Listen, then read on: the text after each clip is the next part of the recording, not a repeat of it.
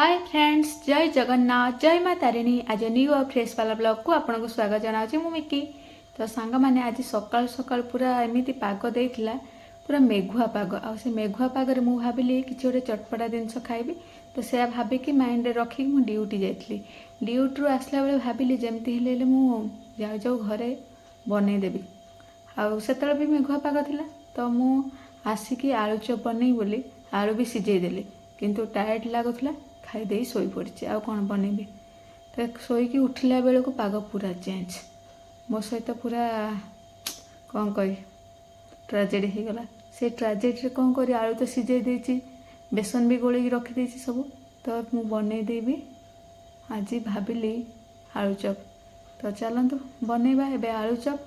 आलू चप केमती कौन बनूची बाहर तो सब बेले माने खाऊँ आमे बाहर टेस्ट आ घरे बनइबार टेस्ट तो पूरा पूरी माने आकाश पातल तफात पूरा रही।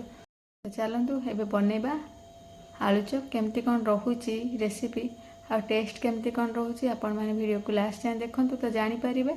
आ स्टेप वाइज मु केमती कौन प्रिपेयर कली भी आपण मान सहित शेयर करी। आ लास्ट को भी रिव्यू देबी टेस्ट केमती लागिला। कहीं मु भी माने गोटे परफेक्ट कुक नुह कि एमती मु भी ट्राए कर। तो से ट्राए करिया भितर को रेसिपीटा केते भल रोचे केते कम माने किछि कमी रही जाउची से जिनसटा मु आपण मान सहित शेयर करी।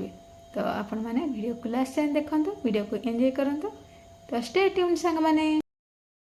आज बनैबा आलू चप। आलू चप पई मोडी आलू को सिजेकी पूरा चकटिकी रखी देछि। एठी मसला पई मु नै जाइछि भूसम पत्र, कंचा लंका, ग्रीन मटर, ता सहित बादाम। आपको रेडी करिया जेहेतु मुझे बिना पियाज रसुण रेडी कर तो पियाज रसुण किसी ऐड करनी। आलू चप्र मसला मुझे तेल रे दे देछि पंच फुटण, तापर देदेबा भूसंग पत्र, देदेबा कंचा लंका, बादाम, ग्रीन मटर।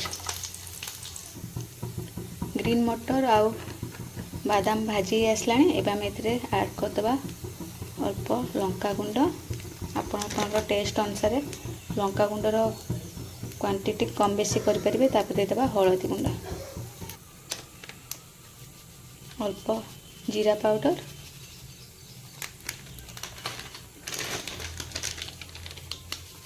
अल्प धनिया पाउडर। आलू चप्र टेस्ट को एनहांस करने ये दे दूँ मु अल्प चाट मसला। जेहेतु चटपटा लगे आमको आलू चपटा खायापी तो चाट मसला टेस्टा बहुत बढ़िया लगे खायापी।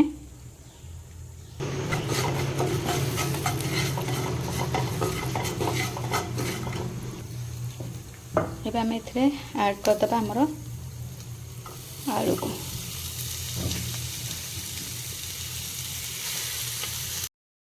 भल से मसला सहित मिक्स करदबा। ये मुझे ऐड कर अल्प लुण, जेहेतु मुझे लुण ऐड कली तो मुझे अल्प लुण दूसरी। आप टेस्ट अनुसार लुण क्वांटिटी कम बेसी करें।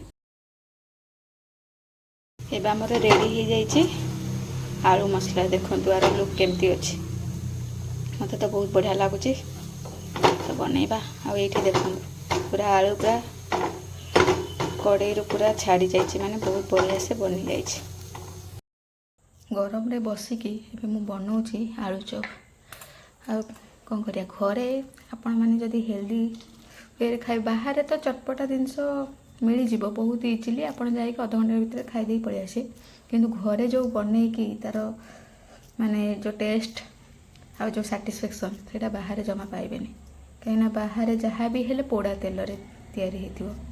मु या कहूनी कि मु भी बाहर खाऊनी सेमती किछि ना, किंतु मते बेसी भल लगे घरे तैयारी जहाँ भी जिनस ट्राए करे जतिकी माने मैक्सिमम टाइम घरे खाया पाए मु सब जिनस। एटा एबे न मु छोट बेलू ही मोर आदत कि मते घर खाइबा बहुत भल लगे बाहर खाइबा अपेक्षा। सेमती किछि जदि माने ओकेजन अछि नहले तो जेमती कि माने मजबूरी अछि तो मु बाहर खाइ दिए। डायरेक्ट कड़ाई रु टिके आलू ठंडा हो गला मुझे बनै दूची चप पाई पूरा आलू। देखो आलू मसला केमती रेडी है।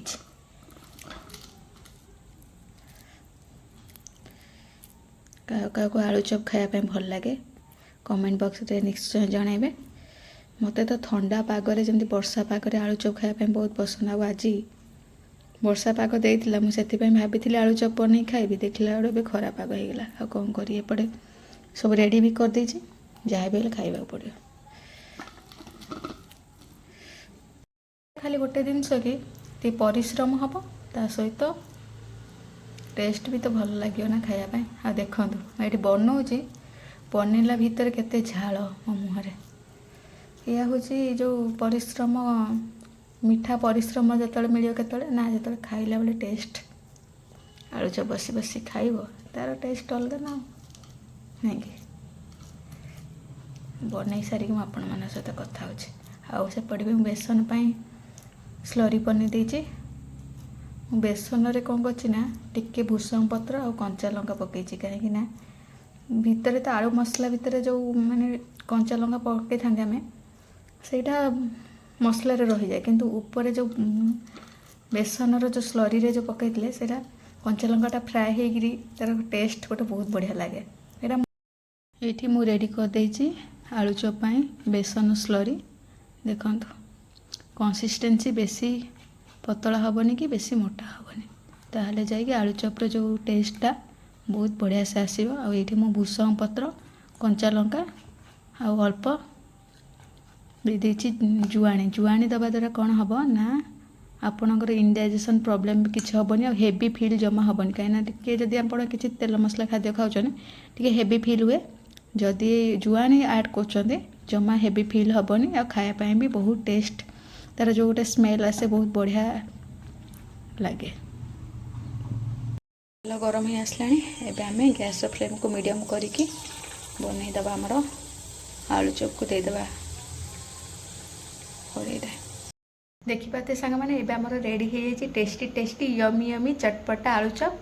आ खाई कहूँ केमती कौन रही यार टेस्ट कह केमती कौन लगुच बहुत बढ़िया पूरा टेस्टी।